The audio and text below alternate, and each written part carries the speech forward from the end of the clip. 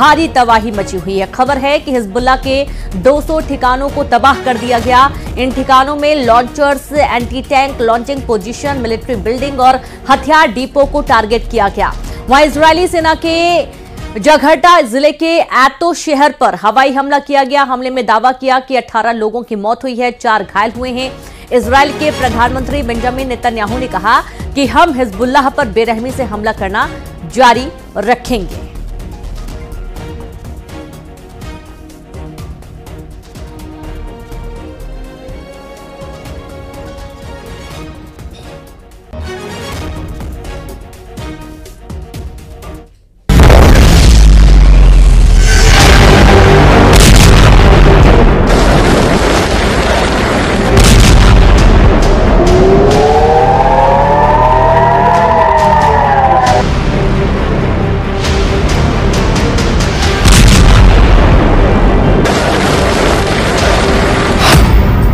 Hezbollah का Israel पर सबसे बड़ा हमला।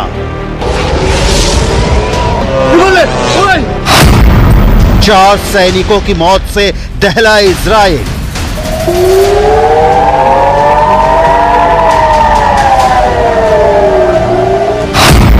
साठ लोगों के घायल होने से हाइफा में मची हलचल।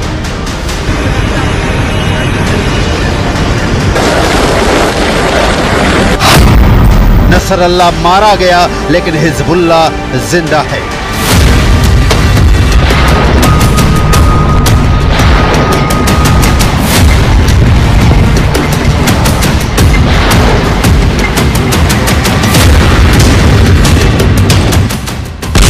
हिजबुल्लाह का कमर तोड़ने वाले अटैक के बाद इजराइल इस मुगालते में था कि अब कम से कम हिजबुल्लाह इजराइल के खिलाफ डायरेक्ट अटैक नहीं करेगा। लेकिन हिजबुल्लाह ने ऐसा करारा जवाब दिया कि इजराइल के होश उड़ गए हैं।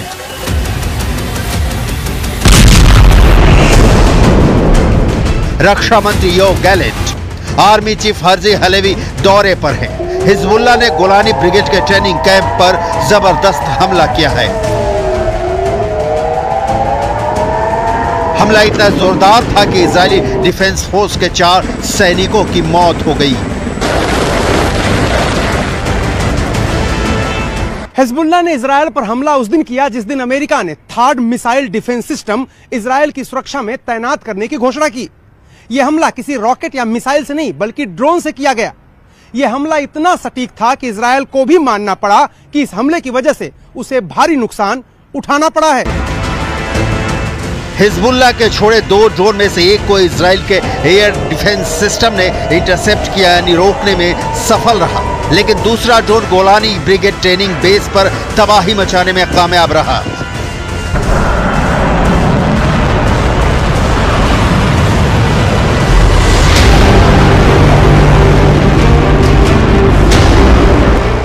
दो दिनों में इजराइल के खिलाफ हिजबुल्लाह का ये दूसरा हमला है। जब हिजबुल्लाह ने सेंट्रल इजराइल के बिन्यामिना के पास एक मिलिट्री बेस पर ड्रोन से बड़ा हमला किया है। इजरायली मीडिया रिपोर्ट में कहा गया है कि इसने बेस के अंदर एक डाइनिंग हॉल को निशाना बनाया था। यह हमला उस वक्त हुआ जब इजराइल के सैनिक खाना खा रहे थे। कहा जा रहा है कि ड्रोन के आने के पहले कोई सायरन नहीं बजा था, जिससे सैनिकों को सुरक्षित होने का मौका नहीं मिला।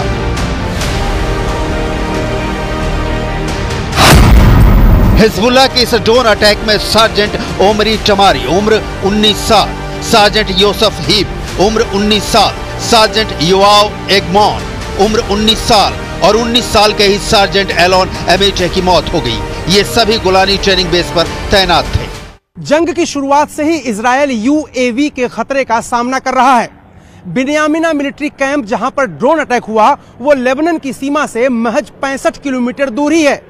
आईडीएफ ने अपनी शुरुआती जांच रिपोर्ट में पाया है कि ये दोनों ड्रोन समुद्र की सीमा के रास्ते इजरायल में घुसे। ये दोनों ड्रोन मिरसाद थे, जिन्हें ईरान में अबाबिल टी भी कहा जाता है। मिरसाद ड्रोन हिजबुल्लाह का आत्मघाती ड्रोन है। मिरसाद 1 को ईरान के मोहजर 2 मॉडल के डिजाइन पर बनाया गया है। इसमें हिजबुल्लाह के लिए थोड़े संशोधन किए गए हैं। ये ड्रोन 40 किलोग्राम तक विस्फोटक ले जा सकता है। इसकी अधिकतम गति 370 किलोमीटर प्रति घंटा है और इसकी रेंज 120 किलोमीटर तक हमला करने की है। ये 3000 मीटर की ऊंचाई तक उड़ सकता है। हिजबुल्ला अक्सर इसका इस्तेमाल इजरायली हवाई क्षेत्र में घुसने के लिए करता है। सबसे बड़ी बात यह है कि ड्रोन इजराइल के एयर डिफेंस सिस्टम को चकमा देने में सफल रहा। इजरायली वायुसेना के विमानों और हेलीकॉप्टर ने दूसरे ड्रोन का पीछा किया, लेकिन यह रडार से गायब हो गया। इजरायली सेना इसका पता नहीं लगा सकी क्योंकि शायद यह जमीन के बहुत करीब उड़ रहा था। अनुमान है कि रडार से गायब हुआ ड्रोन और हमला करने वाला ड्रोन दोनों एक ही थे।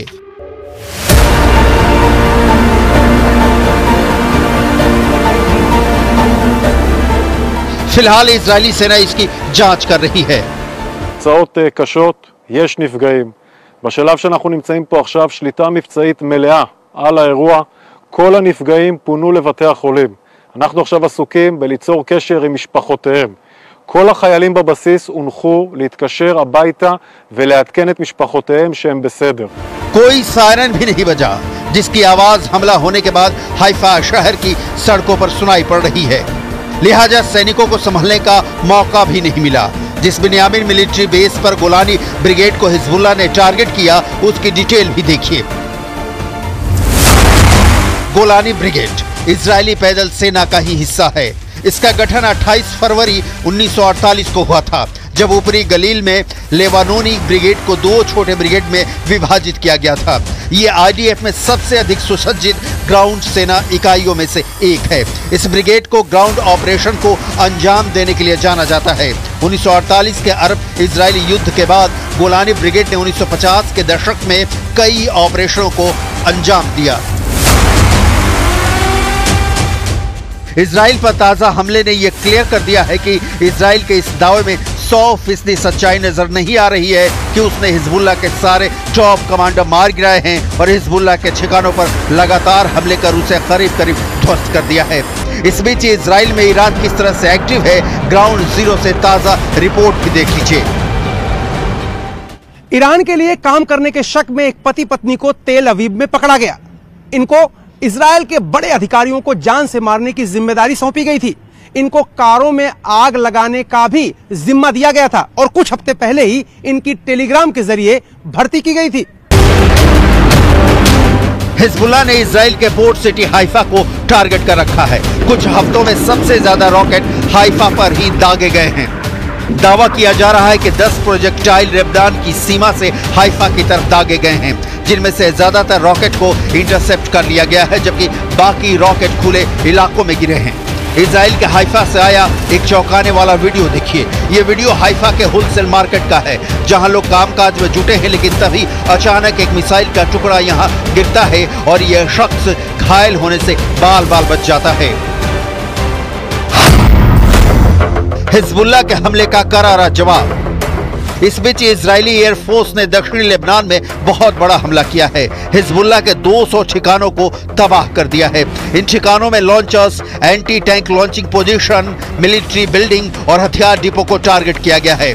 ये तस्वीर लेबनान के नबातीह की है, जहां कमर्शियल मार्केट पर भीषण हमला किया गया है। दक्षिणी लेबनान के नबातीह में भयानक तबाही हुई है। शहर में दूर दूर तक कोई नहीं दिखाई दे रहा है, सिर्फ तेज रफ्तार गाड़ियां और इजराइल के हमलों का बारूद सड़कों पर देखा जा सकता है। नबातीह दक्षिण लेबनान का एक बेहद अहम शहर है, लेकिन अब यह शहर किसी शमशान में तब्दील हो चुका है। लेबनान के नबातीह में जबरदस्त बमबारी हुई है। न्यूज़ 18 संवाददाता रिफत इस वक्त उसी इलाके में हैं। कैसा है नबातीह का हाल, आपको दिखाते हैं। नबाती बहुत ही अहम शहर है साउथ बेरूत में, और ये बॉर्डर के साथ का एरिया है, और अभी भी ऊपर से जो है वो इजरायली ड्रोन घूम रहे हैं। मैं पूरी तरह से दिखाने की कोशिश करूंगा कि क्या कुछ तबाह हुआ है। ये नबाती का एरिया है और नबाती एक बड़ा मार्केट है, और इस मार्केट में अब हर तरफ से बर्बादी हुई है। यहाँ आप मुश्किल से ही किसी शख्स को देखेंगे। सारे लोग यहाँ से निकल चुके हैं, सिर्फ कुछ रेस्क्यू ऑपरेशन वाले लोग हैं। बाकी ये आप देख सकते हैं यहाँ पे क्या है हाल। सब कुछ यहाँ पे तहस नहस हो गया है। गाड़ियाँ, ये स्ट्रीट्स और ये सब तबाह हो गया है। ये देखिए, लेबनान का विध्वंस तय दिख रहा है, लेकिन इजराइल पर हिजबुल्ला ने जिस तरह से हमला किया है, उसने सारे सवाल खड़े कर दिए हैं कि इजराइल इस इंतजार में बैठा है कि वो ईरान के खिलाफ पलटवार करेगा, और आलम यह है कि ईरान के प्रॉक्सी हिजबुल्लाह के हमले से ही इजराइल खुद को सुरक्षित नहीं रख पा रहा।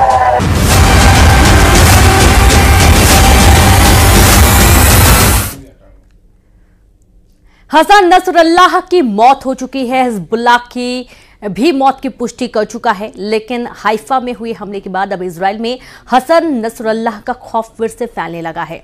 इजराइल में लोग पूछ रहे हैं कि हिजबुल्लाह का पूरा अटैक सिस्टम तो पहले से ही खतरनाक रूप ले चुका है।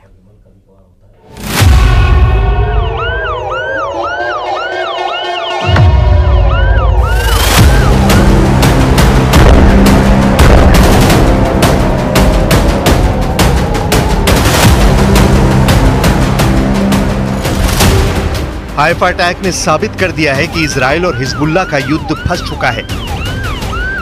हाइफा अटैक ने बता दिया है कि ये युद्ध अब एक तरफा नहीं रहा। गारंटी पूरी है कि ये जंग लंबी चलेगी।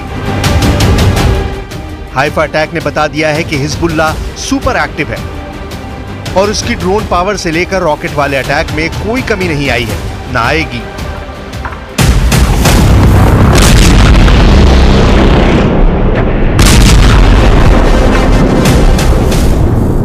हाइफा में इजरायली अड्डों पर जिस तरह हिजबुल्लाह के ड्रोन फटे, वो नेतन्याहू की आर्मी के लिए बहुत बड़ा झटका कहा जा रहा है। हिजबुल्लाह का C3 इस वक्त इजराइल के लिए सबसे बड़ा खतरा बन गया है। C3 का मतलब 3C। 3C के मायने कमांड, कंट्रोल और कम्युनिकेशन। यानी हाइफा अटैक ने बता दिया है कि हिजबुल्लाह का C3 बरकरार है। अब सवाल उठ रहा है कि जो लीडरशिप और फोर्स का ऑर्डर हसन नसरुल्लाह के वक्त मौजूद था, वो अब भी जिंदा है, या ये कहें कि हसन नसरुल्लाह मरकर भी हिजबुल्लाह को कंट्रोल कर रहा है। यही मैसेज पूरी दुनिया को जा रहा है।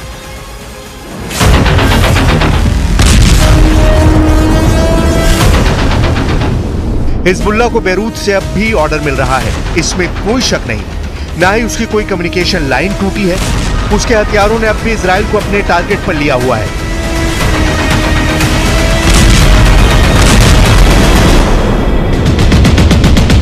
ये सब तब देखा जा रहा है जब दक्षिण बैरूत को मिटाने के लिए इजराइल लगातार हमले कर रहा है। दक्षिण बैरूत की कोई सड़क ऐसी नहीं बची जहां पर गिरी हुई बिल्डिंग का मलबा नहीं नजर आता। लेबनान में इजराइल की बमबारी से 2300 से ज्यादा लोग मारे जा चुके हैं, जबकि घायलों की तादाद 11,000 पहुंच चुकी है। बैरूत ने पिछले कुछ दिनों से जिस तरीके की बमबारी देखी है, उससे लगता था कि दहिया इलाके से हिजबुल्लाह को काफी नुकसान पहुंचा है। लेकिन अब हाइफा पर अटैक करके हिजबुल्लाह ने बता दिया है कि वो अब भी इस युद्ध में बराबर हमले करने की ताकत रखता है। हिजबुल्लाह का कोई हेडक्वार्टर नहीं है, हिजबुल्लाह का कोई बड़ा कमांडर सामने नहीं है, लेकिन फिर भी हिजबुल्लाह के हमले इस्राइल पर तेज हो रहे हैं।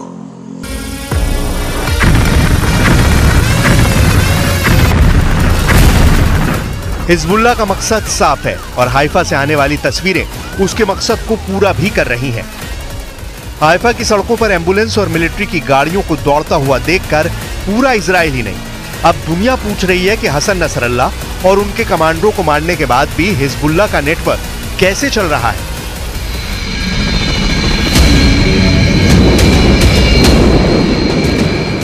हेलीकॉप्टर से घायल इजरायली सैनिकों को एयरलिफ्ट करने की तस्वीर पूरी दुनिया में वायरल हो रही है। हिजबुल्लाह के पास एयरफोर्स नहीं है, लेकिन वो ड्रोन से हमले करके ये बताना चाहता है कि वो इजराइल को बराबर का जवाब देना चाहता है।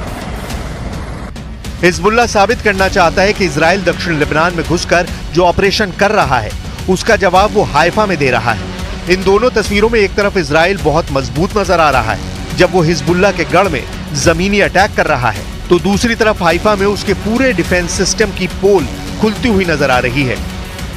أما الذرائع الواهية بوجود مخازن أسلحة فلم تعد تنطلي على أحد إلا أنه لا يوجد مؤسسات دولية تراقب أو تحاسب ولا رأي عام دولي له وزن أو تأثير.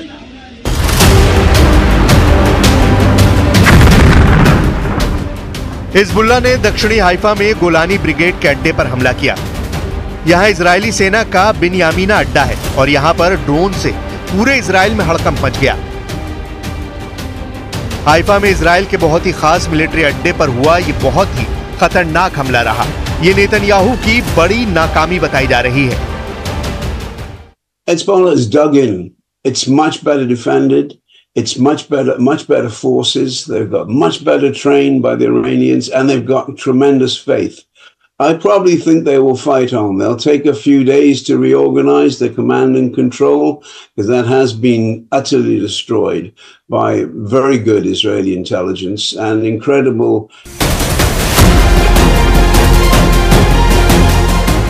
हाइफा में अटैक के बाद अब सवाल इजराइल के पूरे डिफेंस सिस्टम पर उठ रहा है, जो पहले ईरान के 1 अक्टूबर वाले मिसाइल अटैक के बाद अपना रुतबा खो चुका है।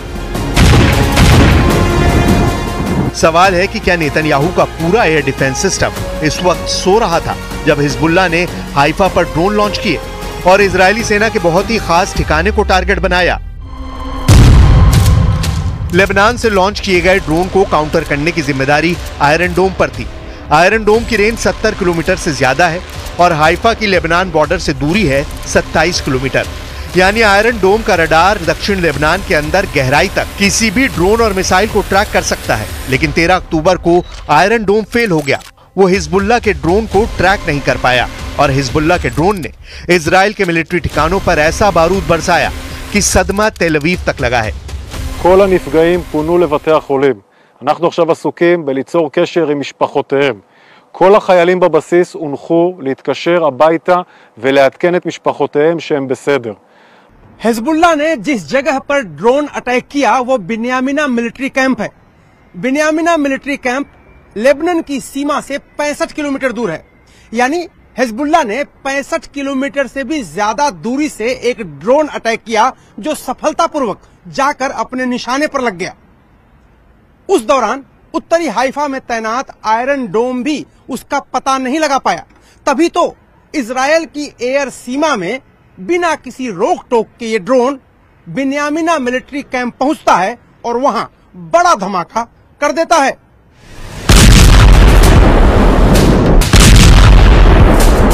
साफ है कि हिजबुल्लाह के हमले के सामने इजराइल का आयरन डोम एयर डिफेंस सिस्टम सोता रह गया। ना ही हाइफा में अटैक से पहले सायरन बजा। यह हाइफा की तब की तस्वीरें हैं जब हिजबुल्लाह का अटैक हो गया और फिर सेना ने अलार्म बजाना शुरू किया।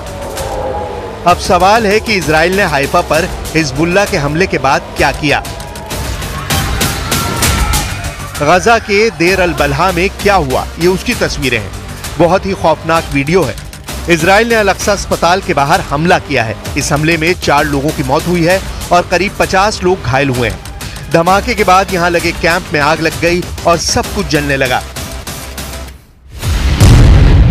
नेतन्याहू ने कहा था कि हसन नसरल्लाह के मारे जाने के बाद हिजबुल्लाह का अंत हो जाएगा, जो नहीं हुआ। नेतन्याहू ने कहा था कि वो बेरूत को गजा बनाने से पीछे नहीं हटेंगे। बेरूत पर हमले जारी हैं, लेकिन हिजबुल्लाह एक्टिव है।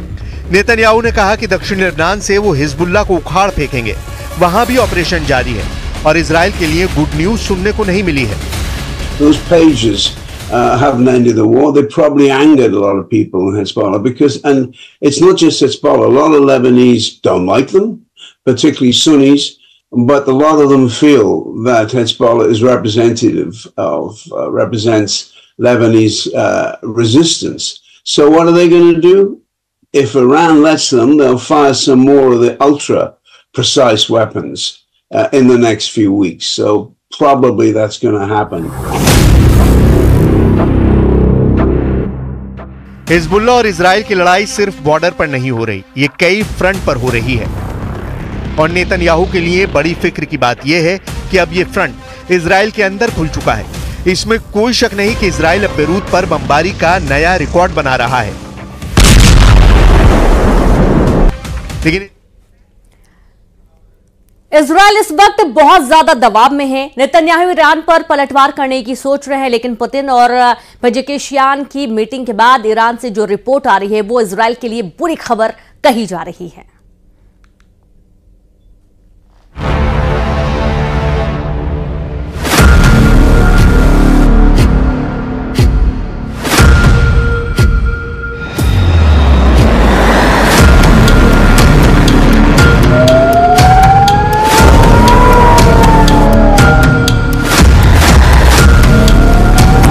इंसानों की यहां कोई भी साथ नहीं है।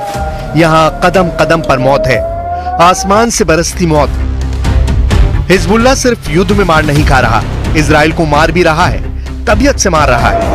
ये देखिए दूसरा रॉकेट, ये देखिए दूसरा रॉकेट, तीसरा रॉकेट, चौथा रॉकेट। मार इतनी भयानक है कि उसका trailer news 18 India reporter Arun Singh और वीडियो जर्नलिस्ट राकेश नेगी ने कैमरे में कैप्चर की है। ये शोर सुनिए, रॉकेट की रफ्तार देखिए, फिर धमाके का असर खुद ब खुद समझ सकेंगे। कलेजा थर्रा देने वाले दृश्य अब इजराइल में दिख रहे हैं।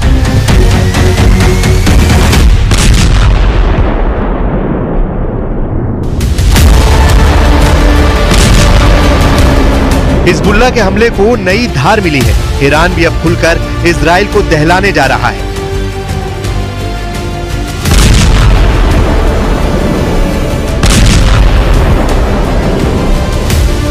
वजह, ईरान को अब एक ऑर्डर पर मिलेगा हर हथियार। खामनेई की डिमांड पर रातों रात मिलेगी हाइपरसोनिक मिसाइल। कुद्स फोर्स जब चाहे उसे मिल जाएगा सुपरसोनिक आसमानी लड़ाका। ईरान को न्यूक्लियर थ्रेट हुआ तो एटम बम का भी हो जाएगा जुगाड़। इजराइल हो या अमेरिका, ईरान को अब किसी से नहीं डर।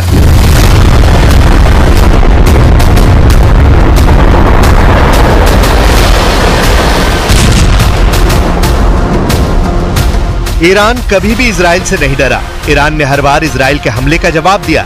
ईरान ने बम के बदले मिसाइल से दहलाया, लेकिन अमेरिका के वॉर जोन में आने के बाद से ईरान की जमीन खिसक गई थी। ईरान को सुपर पावर के जंगी बेड़े डरा रहे थे। ईरान को न्यूक्लियर बमों से लोडेड फाइटर जेट से बचने का कोई रास्ता ही नहीं मिल रहा था।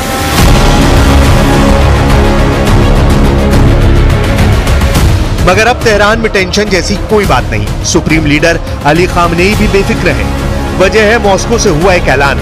ईरान को रूस से क्या क्या गारंटी मिली है, डिटेल व्हाइट हाउस तक पहुंच गई है, जिसके चलते करीब एक हफ्ते से नेतन्याहू से बातचीत नहीं कर रहे प्रेसिडेंट जो बाइडेन ने फटाफट मीटिंग फाइनल कर ली है। यानी 2 हॉटलाइन एक्टिव है 24/7।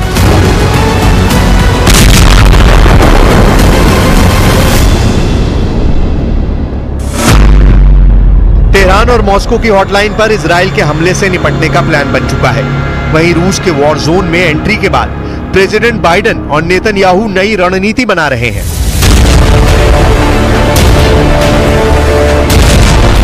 लीडर्स की वॉर प्लानिंग से अलग युद्ध के मैदान में खून खराबे की लिमिट क्रॉस होती जा रही है। हिजबुल्लाह के रॉकेट धमाके हाइफा में हाहाकार मचा रहे हैं।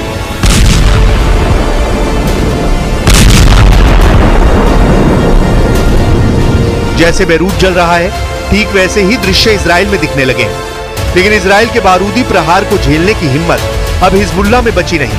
हिजबुल्लाह सीज फायर की दहाड़ लगा रहा है।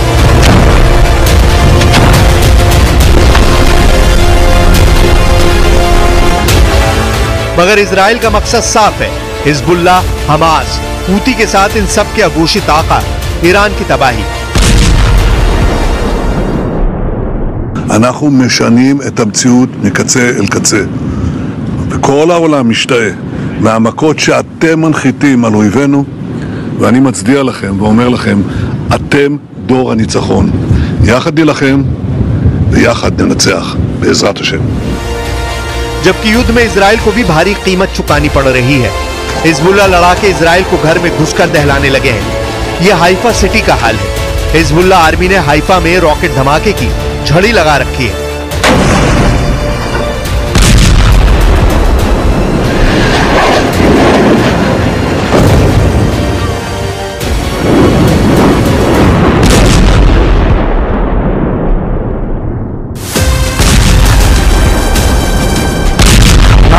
अचानक सब कुछ बदल सा गया है।